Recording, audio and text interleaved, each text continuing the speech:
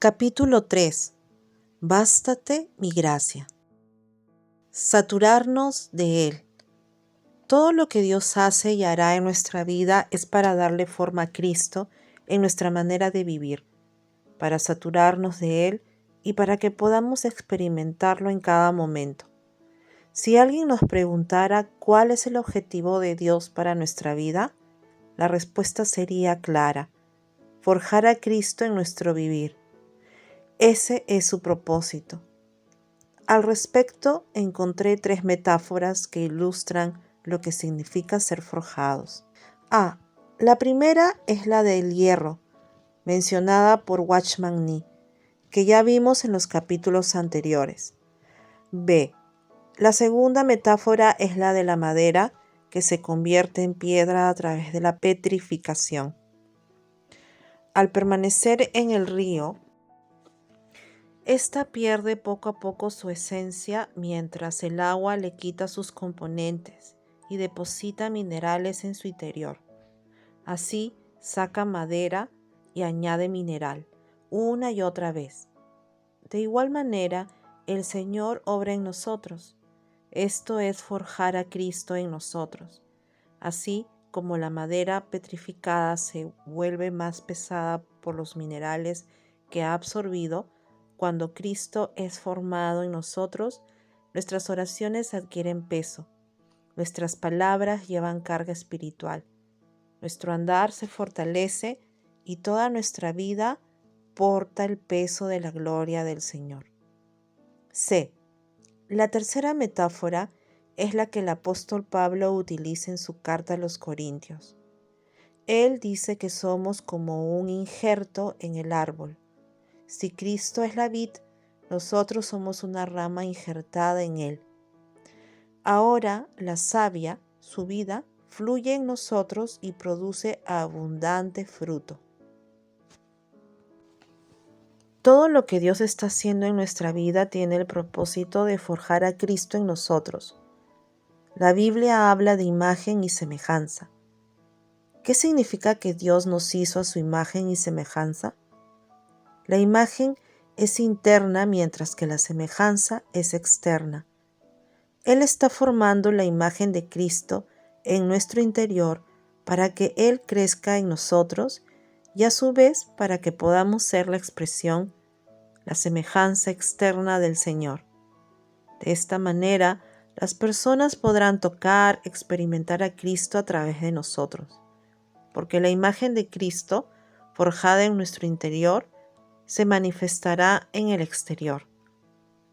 Todo lo que el Padre hace, desde que nos levantamos hasta que nos dormimos, tiene un solo objetivo: forjar a Cristo en nosotros para llenarnos de fruto de vida y de abundancia.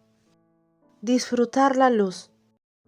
Retomemos la historia de Moisés del capítulo anterior. A media altura del monte estaban Aarón, los hijos de Moisés y 70 ancianos. La Biblia dice que ellos adoraban y miraban, pero a ninguno de ellos le brilló el rostro. ¿Por qué? Porque solo estaban observando. Si vas a la reunión simplemente a mirar, te vas a ir sin luz. Muchas personas llegan al cuerpo con una actitud superficial, distraídas, observando lo que sucede a su alrededor. Vine a ver, dicen. Sin embargo, quien solo viene a ver no recibe luz. Pero volvamos al relato de Moisés. A diferencia de Aarón, los hijos de Moisés, los ancianos y el pueblo permanecieron al pie de la montaña, atemorizados y temblando. Su fe era pura emoción, efímera y superficial.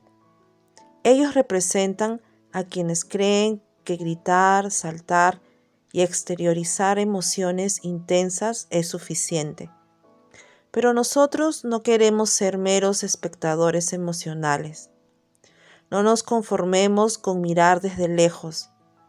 Anhelemos subir y entrar en la misma presencia de Dios, para que al salir de la iglesia, nuestros rostros resplandezcan con su luz. Si estudiamos la vida de Abraham, descubrimos un detalle revelador. Cada vez que la Escritura dice, y se le apareció Dios a Abraham, significa que la luz vino sobre él. Y cada vez que esa luz llegó, Dios le añadió algo nuevo. Observa el siguiente gráfico. En Génesis 12, del 1 al 3, la Escritura nos muestra cómo Dios se le apareció a Abraham y le indicó: sal de tu tierra y de tu parentela. Y aquí hay un principio. Cada vez que la luz del Señor viene, una riqueza se nos añade. Dios le dijo a Abraham que debía salir de su casa y de toda su parentela, porque cuando la luz llega, nos arranca de todo vínculo que tengamos con nuestra herencia terrenal. Casa, cultura, influencias que nos marcaron. Si en tu familia hubo enfermedad, contigo no será así. Si hubo abuso, violencia o maltrato, contigo no sucederá eso. No necesitamos pasar años sanando ataduras ancestrales.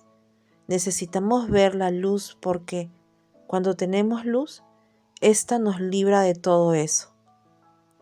En Génesis 12, del 7 al 8, Dios se le vuelve a aparecer y le dice: te daré a ti y a tu descendencia esta tierra.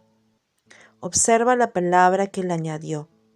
La promesa no era solo para Abraham, sino también para toda su casa.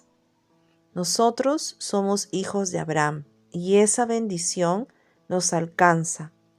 Dios declaró que prosperaría y bendeciría su descendencia. En Génesis 13, del 14 al 17, Dios se le aparece nuevamente y le anuncia: hasta donde alcances a ver te lo daré. Cuando la luz de Dios llega, la visión se expande. A menudo vivimos encerrados en nuestro pequeño mundo, nuestros problemas, nuestras relaciones, nuestras preocupaciones cotidianas. Pero Dios nos quiere sacar de esa mentalidad reducida y nos dice: hasta donde alcances a ver, hasta las naciones que contemples, hasta las personas que veas, hasta allí extenderé mi bendición con la luz que te daré. Dios anhela expandirnos, romper los límites de nuestra mentalidad reducida, liberarnos de peleas insignificantes, de la preocupación por lo que hacen los demás. No necesitamos años de sanidad interior por quienes se alejaron de nuestras vidas. A veces el Señor mismo los quita para que podamos seguir adelante. En Génesis 15, 1-7, la Escritura narra que Dios se le apareció y le dijo: no temas, yo soy tu escudo. En un instante la luz viene y el miedo, la ansiedad, el pánico y la tristeza desaparecen. Aquello contra lo que hemos luchado durante años, un solo golpe de luz puede removerlo. Un simple golpe de luz basta para arrancarnos de la herencia del pasado, para darnos prosperidad, ensanchar nuestra visión y darnos su fortaleza. En cada encuentro con el Señor, Abraham fue forjado y algo nuevo se le añadía. En Génesis 18, la Escritura nos revela que Dios se le apareció a Abraham. Pero, ¿cómo se le apareció?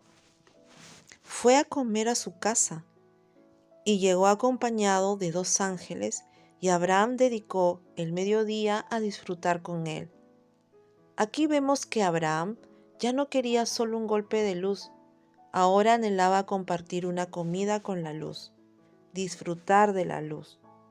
Por eso le dijo a Sara: sacrifica al mejor corderito y prepara el almuerzo, que hoy disfrutaremos. Ese mediodía, en ese encuentro, Dios le enseñó a Abraham a orar la carga. Le explicó: escucha, Abraham, voy a destruir la ciudad, por eso tendrás que orar, porque yo no quiero hacerlo, pero voy a destruirla. Te voy a enseñar cómo orar para salvar a los que haya que salvar. La luz pasa rápido. El profeta Isaías dice: He aquí que todos vosotros encendéis fuego, y os rodeáis de teas. Andad a la luz de vuestro fuego, y de las teas que encendisteis. De mi mano os vendrá esto, en dolor seréis sepultados. Isaías 50:11. Este pasaje nos advierte sobre el peligro de caminar a la luz de nuestro propio fuego natural, es decir, de nuestros pensamientos, razonamientos, gustos y preferencias. Mientras sigamos andando a la luz de nuestra propia opinión, de nuestros razonamientos, de nuestros gustos y preferencias, habrá dolor. Por eso, si queremos morir en victoria y no en dolor, debemos apagar las antorchas de nuestra opinión. La luz debe volvernos dóciles y derribar nuestro orgullo, nuestra autosuficiencia. Miremos la vida de Saulo de Tarso. ¿Qué hizo la luz? Lo derribó. La Escritura cuenta que el Señor se le apareció. Saulo cayó al suelo y quedó ciego durante 3 días. Perdió su luz humana para poder ver la luz celestial. ¿Qué significa esto? Mientras sigamos viendo con nuestros ojos naturales, mientras vivamos por lo que sentimos, Cristo no será forjado en nosotros, no crecerá en nuestro interior. Pero si le decimos: Señor, dame tu luz, y esa luz nos derriba y enceguece los sentidos naturales, entonces Cristo aumentará en nosotros. Saulo pasó 3 días ciego, oró, ayunó, recibió el propósito de Dios y salió en victoria. En solo 3 días se convirtió en Pablo y recibió lo que a nosotros nos podría haber tomado 80 años. Esto es lo que Dios hará. Su luz vendrá con poder, nos derribará, y la verdad y la victoria del Señor serán tan impactantes que cuando nos levantemos en solo 3 días, veremos que Cristo habrá crecido grandemente en nuestras vidas. Ahora bien, ver la luz no significa simplemente entender un concepto, sino que esa verdad gloriosa se mete en nuestro espíritu y ahora vivimos y caminamos en ella. Dios quiere forjar a Cristo en nosotros y lo hará a través de la luz. Aunque tenemos un problema, la luz es sensible a la luz. La luz pasa rápido. Escuchamos un mensaje y decimos: wow, ese salmo que leyó el pastor es impresionante, pero al día siguiente ya no lo recordamos bien. La luz se disipa, pero la luz trae una verdad. Dios quiere forjar esa verdad en nosotros. Por eso, Dios recurre a un segundo elemento: las adversidades. Todas nuestras circunstancias son elegidas por Dios para mezclarlas con la luz de la verdad y forjar a Cristo en nosotros. Como vimos, hay circunstancias que el Señor permite. No son casualidades. Dios lo permite para forjar su luz en nosotros. Otras son consecuencia de nuestros propios errores y pecados. Si llegamos tarde al trabajo y nos despiden, no podemos decir: Dios está permitiendo esta prueba. Sin embargo, aunque haya situaciones que provengan de nuestros errores, Él también las usará para forjar a Cristo. Por otra parte, hay circunstancias que no provienen de nuestras fallas, sino que llegan porque somos compañeros de Cristo.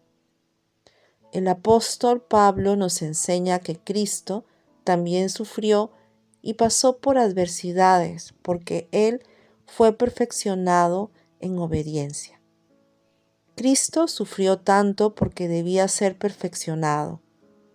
De la misma manera, cada circunstancia que enfrentamos está regulada por Dios. No es ni más ni menos de lo que necesitamos, sino exactamente lo que Él ha determinado. Para algunos, estas situaciones pueden prolongarse, para otros serán más breves, pero cada una está ajustada, regulada y permitida por el Señor. Esto mismo lo vemos en la vida de Abraham. En Génesis 15:17, Dios le pidió una ofrenda y cuando Abraham la presentó, aparecieron un horno humeando y una antorcha de fuego que pasaron entre los animales sacrificados que Abraham había preparado. Ahí encontramos dos elementos clave: la luz y las adversidades. Dios usa ambas cosas en nuestra vida. ¿Qué debemos hacer con las adversidades? Todas, absolutamente todas, desde una llegada tarde hasta un insulto, un maltrato, un problema con un hijo o una situación difícil, sean pequeñas o grandes, serán usadas por Dios para forjar a Cristo. No debemos rendirnos ni tener temor, sino preguntarnos: ¿qué de Cristo va a formarse en mí a través de esta circunstancia? Esta es una llave de oro. En lugar de preguntarnos ¿por qué Dios permitió esto?, debemos pensar: ¿qué de Cristo se va a forjar en mí a través de esta situación? En lugar de decir ¿por qué Dios no sanó a mi familiar?, debemos preguntarnos: ¿qué de Cristo se va a formar en mí en medio de este duelo? De igual manera debemos hacer con las bendiciones. ¿Qué de Cristo se va a forjar en mí a través de esta bendición? Porque cuanto más rápido nos rindamos a que Él se forje en nosotros, más rápido saldremos de la adversidad. ¿Qué hacemos cuando luchamos contra la situación? Nos enojamos, nos quejamos, decimos: esto no puede ser. Extender la adversidad. No dejamos que Dios forje a Cristo en nosotros. En cambio, si nos rendimos y le decimos: Señor, ¿qué de ti estás formando en mí?, entonces Él lo va a producir y saldremos en victoria. La verdad sumada a la experiencia y a las circunstancias es lo que nos forja. Por eso, Dios permitirá muchas circunstancias distintas en nuestra vida para que su verdad se forme en nosotros y se convierta en nuestra manera de vivir. Cuando Dios nos da una verdad, nos lleva a practicarla con nuestra esposa o esposo, en el trabajo, en la enfermedad y en una diversidad de circunstancias. Cuando dejamos de pelear batallas domésticas y de aferrarnos a cosas sin importancia, cuando morimos a esas cuestiones y le decimos al Señor: yo quiero un ministerio, entonces entramos en aguas profundas. Veamos un caso práctico. Conozco a un hombre en Cristo que hace 14 años, si en el cuerpo no lo sé, si fuera del cuerpo no lo sé, Dios lo sabe, fue arrebatado hasta el tercer cielo. Y conozco a tal hombre, si en el cuerpo o fuera del cuerpo no lo sé, Dios lo sabe, que fue arrebatado al paraíso, donde oyó palabras inefables que no le es dado al hombre expresar. Segunda de Corintios 12, del 2 al 4. Toda la segunda carta a los Corintios habla del ministerio. Como vimos en el capítulo anterior, un ministerio es una verdad que Dios nos da y que, sumada a las adversidades, forja a Cristo en nuestro vivir. Aquí Pablo está hablando de sí mismo. Conozco a un hombre en Cristo que hace 14 años, si en el cuerpo, no lo sé, si fuera del cuerpo, no lo sé, Dios lo sabe, fue arrebatado hasta el tercer cielo. El apóstol no sabía si en ese momento estaba vivo o muerto, pero sí sabía que había tenido dos experiencias profundas. ¿Hasta dónde fue arrebatado? Hasta el tercer cielo. ¿Y qué es el tercer cielo? El lugar donde está Dios, el cielo más alto. Están los cielos de los cielos y el tercer cielo, que es la morada de Dios. Pablo fue arrebatado al tercer cielo, al mismísimo trono del Señor, y luego relató una segunda experiencia. Y conozco a tal hombre, si en el cuerpo o fuera del cuerpo, no lo sé. Dios lo sabe, que fue arrebatado al paraíso, donde oyó palabras inefables que no le es dado al hombre a expresar. ¿Dónde queda el paraíso? En el fondo de la tierra. En el Antiguo Testamento, cuando la gente moría, su destino era el Hades, lo profundo de la tierra. Fue allí donde Cristo descendió después de su muerte para anunciar su victoria. Pablo está contando que tuvo dos experiencias. La más alta estuvo en los cielos, la más baja estuvo en lo más bajo de la tierra. Aunque fue el primer hombre en visitar el tercer cielo y el paraíso y regresar para testimoniarlo, nunca reveló nada con descripciones. Él solo dijo: oí palabras arcanas que al hombre no le es permitido pronunciar. Segunda de Corintios 12:4. En Segunda de Corintios 12:7, Pablo habla sobre su aguijón. ¿Qué era ese aguijón? No lo sabemos con certeza, porque él no lo aclara. Algunos creen que se trataba de una enfermedad, ya que Pablo mencionaba haber estado en debilidad delante de los demás. Otros dicen que tenía problemas en la vista. Hay quienes sostienen que su aguijón era la persecución porque donde iba lo apedreaban. No sabemos con exactitud cuál era su aguijón, pero él lo describía como algo que lo golpeaba constantemente. De hecho, la palabra que utiliza para describirlo hace referencia a recibir un golpe doloroso, como una trompada que lastima. No sabemos si era una enfermedad, pero lo cierto es que le causaba dolor. Al igual que Pablo, todos tenemos aguijones, espinas, porque esto es parte de la vida. Pablo había experimentado estar en el tercer cielo y en el paraíso, en lo más alto y en lo más bajo. Él sabía orar, dar la orden, invocar. Así que dijo: aguijón, te ordeno que te vayas en el nombre de Jesús. Pero nada sucedió.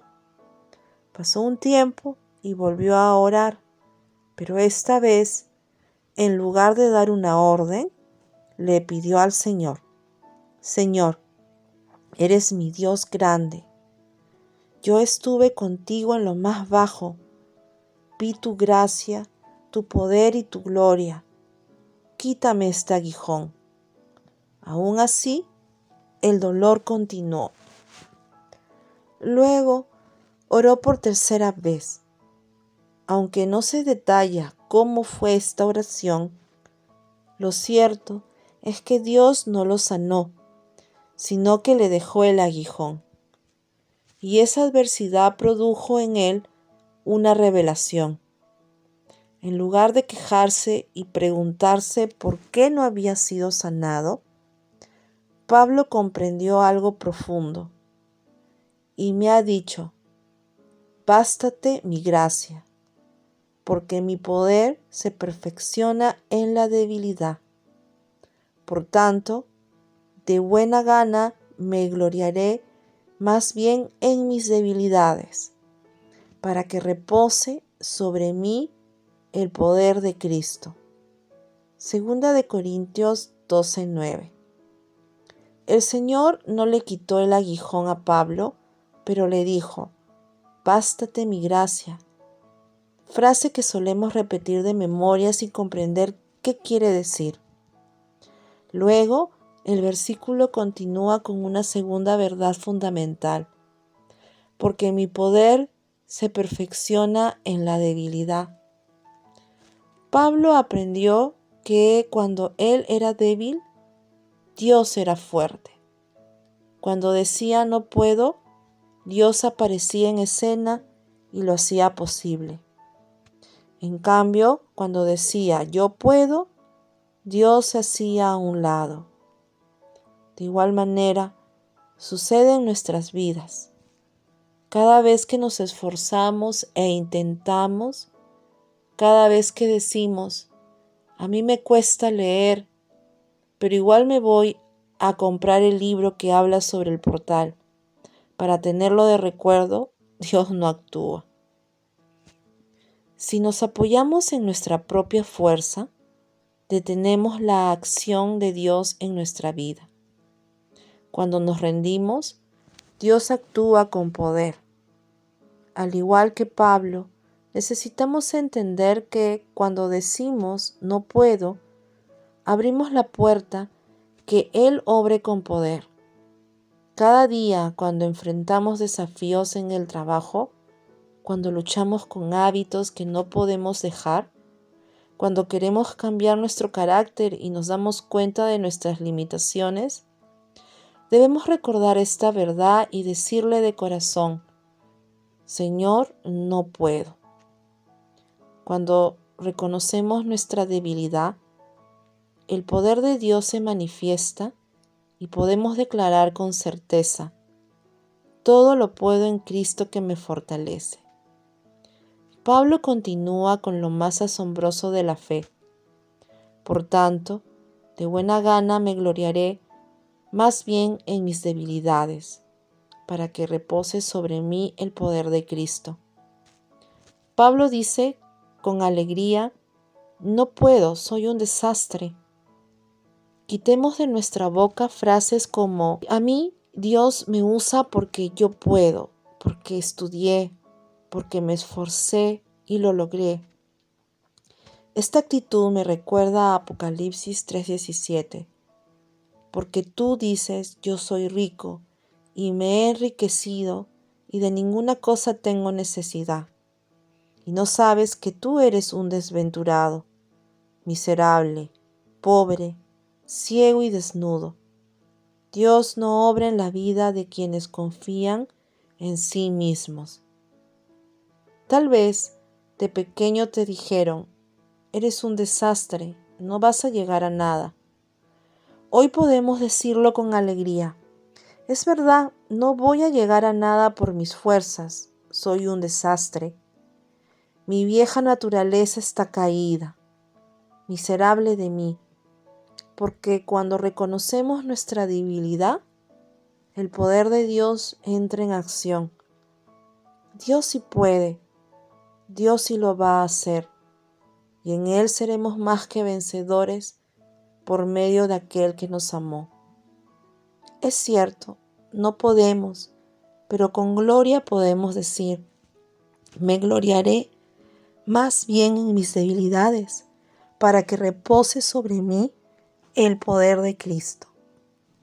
La palabra repose significa que se extiende el tabernáculo. ¡Qué imagen poderosa! Es como si el altar, el lugar santo y el lugar santísimo vinieran sobre nosotros y Dios hiciera la obra sin esfuerzo humano, sin mérito propio. Cristo se expresa en nuestras vidas. Bástate mi gracia. En Inglaterra, desde fines del siglo XIX, comenzaron a realizarse congresos en Keswick, donde hombres de Dios como Watchman Nee enseñaban sobre la vida profunda en Cristo. En uno de esos congresos, a principios del siglo XX, un predicador muy conocido fue invitado a hablar sobre este pasaje. Bástate mi gracia. Preparó su sermón, leyó comentarios, escuchó otras prédicas, tomó notas. Pero al llegar la noche, antes de dormir, se enfrentó a una lucha interna. Pensaba, ¿cómo predicar bástate mi gracia si mi vida es un caos?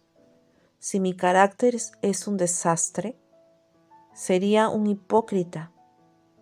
Esa noche, angustiado, se fue a dormir. Al despertar, vio el versículo en su oficina en un cuadro. Bástate mi gracia. Dios le dijo, léelo. Él repitió el texto, pero el Señor insistió, léelo de nuevo. Entonces lo vio con nuevos ojos. Mi gracia te basta. De pronto comprendió que la gracia que tenía ya era suficiente, que Dios ya le había dado todo lo necesario para caminar en victoria. Desde ese momento, su oración cambió. Dejó de pedir más gracia, porque entendió que la gracia ya estaba sobre su vida, y empezó a disfrutar a Cristo en medio de su debilidad. Ya tienes la gracia. Somos más que vencedores, porque ni la vida ni la muerte, ni lo alto ni lo profundo, ni lo presente ni lo porvenir, ni los ángeles, ni principados, ni potestades, nada nos podrá separar del amor de Dios. Y antes, en todas estas cosas, desnudez, peligro, hambre y espada, somos más que vencedores por medio de aquel que nos amó. Más gloria. Pablo fue al tercer cielo y descendió al paraíso. Fue una experiencia gloriosa, pero no bendijo a mucha gente. En cambio, el versículo de 2 de Corintios 12:9 nos bendice a todos hasta el día de hoy. Lo que en Pablo se forjó a través de la adversidad es lo que hoy nos bendice a nosotros. Tú y yo tenemos la gracia para disfrutar del Señor sin importar lo que ocurra, y la alegría de decir, no puedo, no sé, no tengo, pero tú sí puedes, ¿sabes? Tienes y lo harás. Este pasaje nos bendice porque Pablo, a través de nos ministra, porque él tiene un ministerio, y un ministerio es Cristo forjado en nosotros. Y este forjamiento nos producirá más gloria, porque esta leve y momentánea tribulación produce un cada vez mayor y eterno peso de gloria. Pablo dice, me robaron, me apedrearon, me encarcelaron, me golpearon, naufragué. Sin embargo, todo esto era una leve tribulación que iba produciendo más peso de gloria. Ese peso del que habla el apóstol es el peso de las verdades de Dios. Hay quienes comentan, yo pasé por muchas cosas, a mí me pasó de todo en la vida. Frente a esas palabras, la pregunta es, ¿cuántas verdades se te forjaron durante esas pruebas? Si Cristo no fue forjado, la adversidad no sirvió en absoluto. Cuando llega la prueba, pensamos, ¿por qué a mí? ¿Dónde está Dios? Pero eso es parte del proceso.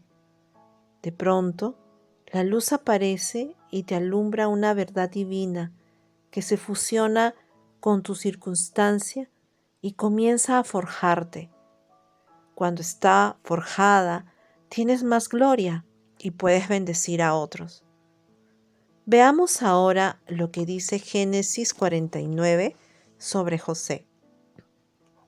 Le causaron amargura, le asaetearon y le aborrecieron los arqueros, mas su arco se mantuvo poderoso y los brazos de sus manos se fortalecieron por las manos del fuerte de Jacob, por el nombre del pastor, la roca de Israel. Génesis 9, del 23 al 24. A José le tiraron flechas, pues lo aborrecieron los arqueros. Sin embargo, todas esas adversidades no lograron debilitarlo. Los recursos de Dios estuvieron fuertes en su vida y su mano no se debilitó. No importa cuál sea la adversidad que estés viviendo. En medio de esta, los recursos del Señor permanecerán fuertes y tu mano no se debilitará. Pasarás por el fuego, pero no te quemarás. Pasarás por las aguas, pero no te ahogarás. Esa leve y momentánea tribulación producirá en ti un cada vez más excelente y eterno peso de gloria de Dios. La esposa de Spurgeon quedó inválida, pero oró y Dios la guió para que comenzara a enviar los libros con los mensajes de su esposo a pastores que no tenían recursos. Empezó a sembrar y cientos de miles de mensajes alcanzaron a una generación. Desde su casa, sin poder moverse, su cuerpo decía no, pero Dios decía sí. Porque los hijos de Dios no andamos por vista, sino por fe. Sabemos que aún en los momentos difíciles, Dios cumplirá su propósito. Por eso necesitamos afirmar, yo no puedo, pero Cristo puede. Voy a disfrutar la gracia que tengo, porque esta leve tribulación producirá más gloria. Voy a ser purificado, voy a ser transformado.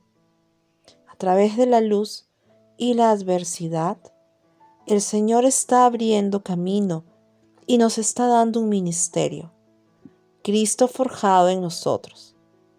Observa el siguiente pasaje. Quiero que sepáis, hermanos, que las cosas que me han sucedido han redundado más bien para el progreso del Evangelio. Filipenses 1:12. Pablo estaba en prisión cuando escribió estas palabras. Todo lo que le ocurrió forjó a Cristo en él, para que tuviera más gloria y más peso espiritual. Es maravilloso estar con personas que tienen peso en el espíritu. Las adversidades nos limpian de nuestras peculiaridades e individualismos. Dios nos está purificando. Tal vez esperabas reconocimiento, pero ¿sabes qué hace Dios? Le dice al ángel, dile a la gente que ni siquiera lo saluden. Y tú dices, necesito que alguien me dé las gracias, pero nadie lo hace. Y así Dios va tratándonos, derribando peculiaridades. Pablo dice que todo lo que le sucedió fue para el progreso del Evangelio. En griego, la palabra progreso hace referencia al leñador que iba podando árboles y avanzando en el camino, abriendo paso. Lo que Pablo está diciendo es, les estoy abriendo camino. Este aguijón mío les dio 2 revelaciones para ahorrarles a ustedes un aguijón. Ahora, cuando un aguijón aparece, ya sabemos que Dios nos está tratando.